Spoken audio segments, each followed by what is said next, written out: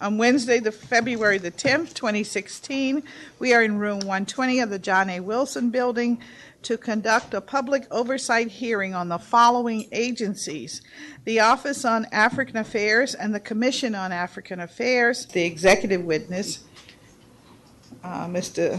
Saba, the Executive Director of the Office on African Affairs.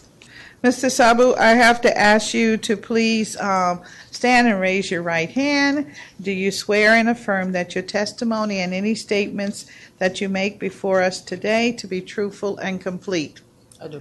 All right, thank you very much.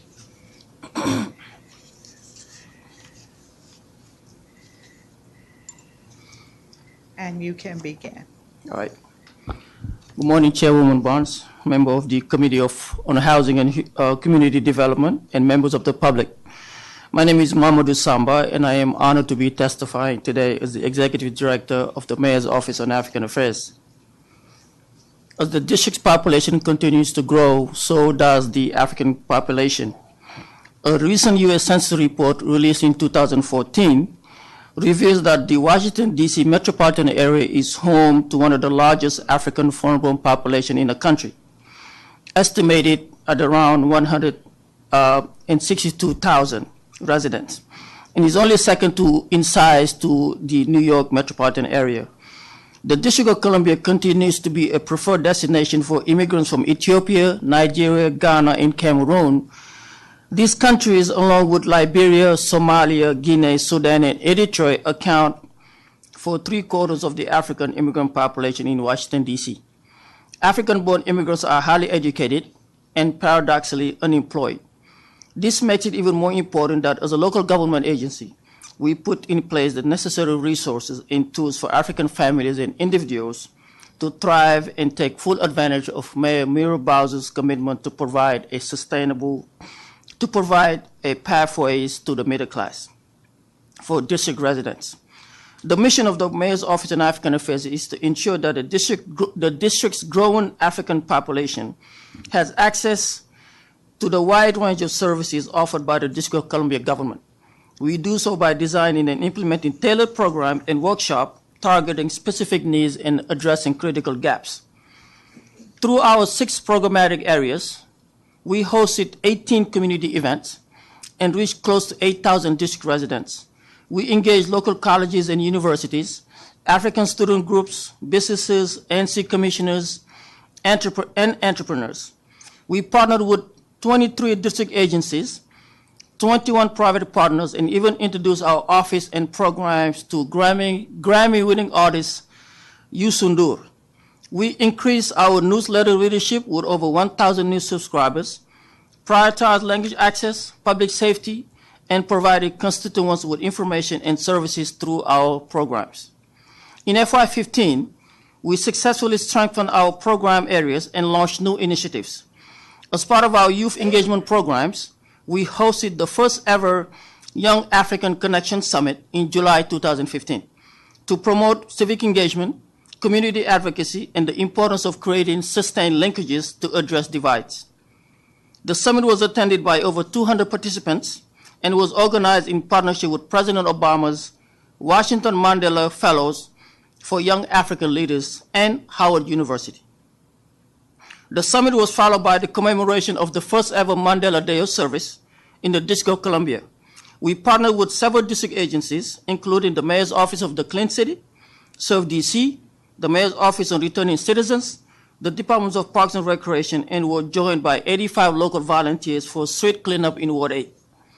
To address critical gaps in demographic information on the district African-born population, we partnered with George Mason University's Institute for Immigration Research to launch the first ever collaborative research project focused on African immigrant population in DC. This project marks a significant step towards acquiring accurate and disaggregated data and analysis that will provide important input for policy discussions and serve as a much-needed resource for various stakeholders. To support Mayor Muriel Bowser's public safety priority, we launched the African Community Public Safety Task Force to assess the public safety challenges that stem from cultural, language, that stem from cultural and language barriers, stigma, lack of understanding, and fear. We developed a comprehensive cultural competency training to help the Metropolitan Police Department officers better understand and serve the African community. We also partnered on other outreach activities to African-owned businesses to share information on the ban of synthetic drug sales and public safety tips. As a direct result of these efforts, again, the first ever African liaison unit was established, joining the Asian, Latino, LGBTQ, the deaf and hard-hearing units within the police department. I am particularly excited about our fresh and innovative project called ECHO, spelled E-K-O. ECHO is an African Diaspora Coding Academy, sponsored by the Office of the Chief Technology Officer and developed in partnership with Coders for Africa. ECHO, the African Diaspora Coding Academy, bridges the technology divides by providing web and mobile application development and training to 120 African residents in the district. As the only program of its kind in the nation for the African community, ECHO reinforces Mayor Bowser's commitment to providing pathways to the middle class for district residents. Participants who have already completed the program are now engaged in software development, building an online marketplace for African businesses in the district, and volunteering to train more Africans in computer coding. Simply put, ECHO is the most tangible and impactful program ever launched by this office since its establishment in 2006. Our existing programs were also strengthened and expanded in FY15. Working closely with our FY15 grantees, we serve over 5,000 residents and connected with 7,000 community members, which is a 55% increase from last year. Our multicultural awareness programs, featuring our 6th annual DC Africa Festival, was attended by over 400 attendees and featured a wide range of vendors, performers, and family-oriented activities. District government agencies and community-based organizations are provided with information and resources to festival attendees. The festival continues to be a visible testament to the unprecedented growth and presence of the African population in DC, and celebrating the cultural and linguistic diversity of the district African residents. As we tackle this new year, we are extremely excited about continued collaboration with the dynamic members of the DC Commission on African Affairs and other district government agencies to strengthen our programs. I would like to thank my team, Deputy Director Dr. Heran Sadeki Brahan, and our outreach specialist, Bazawad Mane, and all of our volunteers for their tireless work and dedication. I am proud of the great work we've accomplished to support Mayor Bowser's priorities and her great vision for this city. Thank you for the opportunity to testify, and I look forward to answering any question you may have. Thank you, Mr. Samba. A wonderful report. Thank you. of progress. Most definitely. You indicated that I just have a very few questions, but you indicated that you have connected with an increase of 55% of the residents, I'm assuming the immigrant residents. Yes. How do you account for that? And what I'm really asking, I know you have a full array of activities that you've conducted. Are these individuals just attendees at the programs? Or do you have some ongoing relationship to them in community,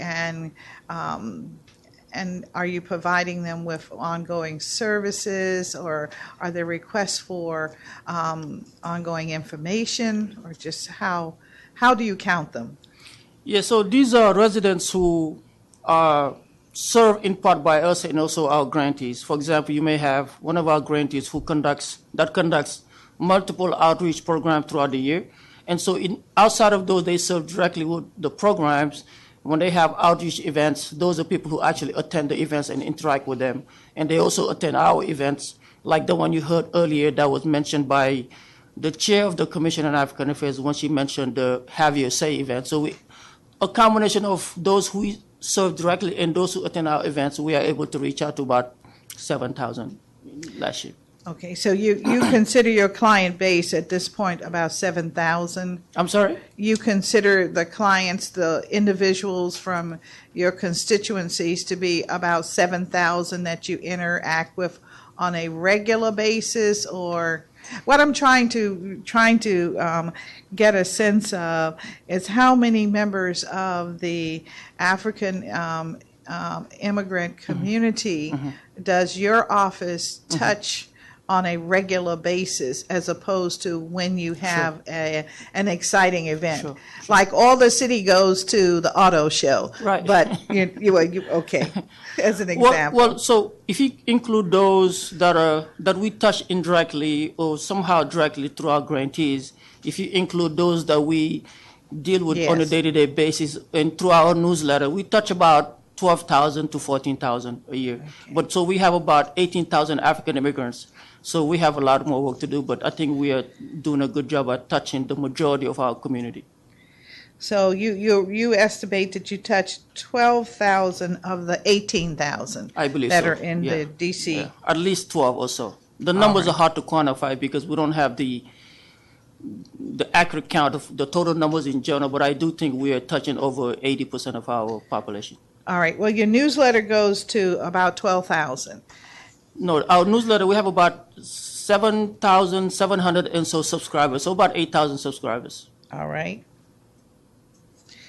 Okay.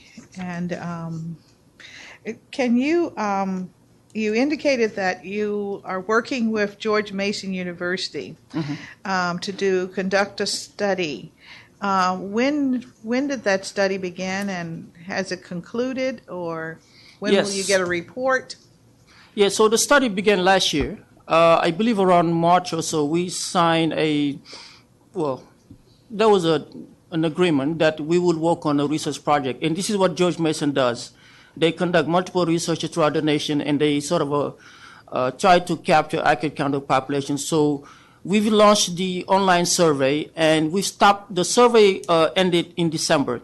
So now we are moving into the second phase of quantifying the data and analyzing the data, just seeing exactly what we're able to have. And George Mason will eventually, they always produce a report to educate the community on the findings and what are some of the best practices that could be incorporated in with that information. Okay. Now, is this study on the district or the metropolitan area as a whole? Yes. So this study is primarily the district. But we understand because there is 162,000 Africans in the metropolitan area, we would be better served by also capturing data from the metropolitan area. So sometimes it would be good that information could be used to analyze trends over time, to figure out if, for example, the lack of employment in the entire region is somehow connected to what we have in DC. So it does capture pretty much all the information, and the research comes as a result of many, many years of pushing for accurate data on Africans. So we sort of took the lead in being proactive in that regards. All right, thank you. Can the committee get a copy of the contract that you entered into for this service? Can we get a copy of that, please? Yeah, it's not a contract. It's just an agreement, yeah, exactly. I'll send it to you. Or MOU, definitely. Yeah, exactly. as it might, I'll the send form to it you, might be. Can we please get that? Of course. And can we also get a report? When do you think you would have a written report available? We should have it soon. I mean, this is a project that George Mason, PhD, doctoral students at George Mason will work as part of their project. So I had a call with them last week, so I'm dealing with them, and hopefully we'll have something within the next 2 months. All right. So, and would you make sure that the Sure. committee gets a copy? It Yes. sounds very exciting, Okay. far-reaching. Congratulations. Thank you. I think it's great. I just have one other concern, and that is, well, really not a concern, but just want to explore a little more your youth engagement program. Can you tell us something about What was one of the takeaways of the 200 participants that you said attended? During the summit? Yes, during the youth engagement program. Yeah, it's Connections Summit. Okay. There were many takeaways. I discussed earlier the ECHO program, and during the summit, we talked about the need to use technology to bridge divides. Actually, technology was the main focus of the summit. And the Coding Academy, which is also, which is influenced by the mayor, talked about coding for girls several times. So the combination of those two things came out from the summit. Youth talked about the need to have more of these programs where they can learn new skills. And also, civic engagement is another major takeaway. As a matter of fact, the next day when we hosted the Mandela Day of Service, that was a direct result of the summit. And we recruited about 85, and I believe you even hosted 25 of those who came from Howard University. And we all went out on Ward 8 and put on jeans and sneakers and clean up the streets. And so it was exciting to have African community members volunteer their time to better the community. So should I then anticipate that this is going to be an annual event, your Youth African Connection Summit? Or was this a one-time just to see what's out there and what the interest might be? We are starting the planning right now for the next summit, which will be held in July. So I'm hoping we could make it an annual summit, which is connected to. We have the summit and the Mandela Day of Service, which is an internationally commemorated event. So I would like for them to continue to be annual recurring events. All right. Now, I wanted to talk a little bit, just real quick, about language access. Sure. And your capacity, because that was an issue, I recall, last year when we talked, and wanted to know if we are able to handle the many different languages that you find of the immigrants that might come and use services in your office. How are you doing with that? Yeah, so language access is technically part of everything we do. Events that we organize, information that comes from our office are automatically translated in the languages that either French or Amharic. I remember I said last year when I was here that I speak French fluently. My deputy director speaks French. We have an outreach specialist who also speaks French and Amharic.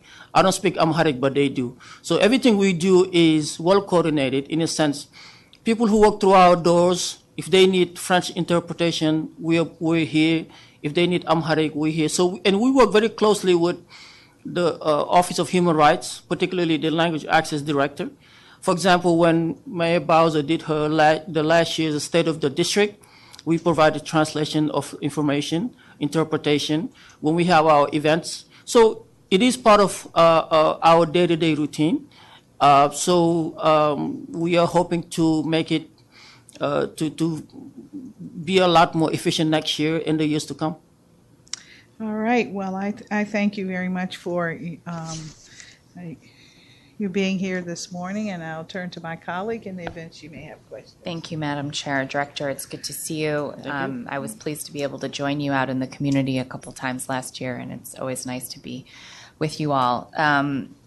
Just to pick up a little bit on the language access piece, I want to make sure that your office has enough resources on language access. One of the things that I asked the mayor for in my annual budget request was an additional language access position for your office. I think that there is, access to different agencies and all the other things we do in government, and just making sure that that all the people that you serve have enough staff to support them. So that is not a criticism, rather an interest in enhancing the resources that you have.